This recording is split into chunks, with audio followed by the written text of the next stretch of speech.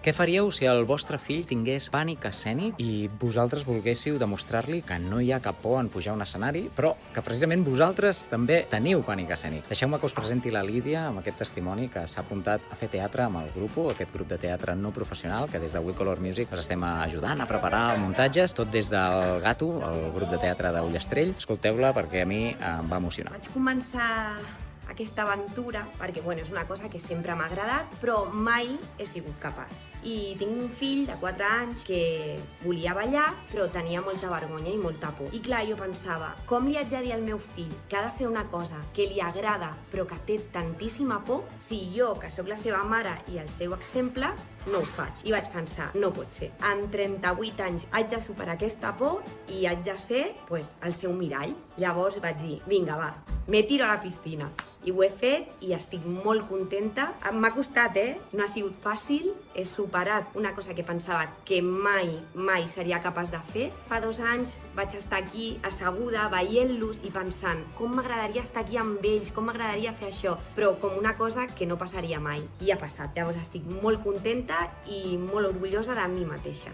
Mamma mia, here I go again.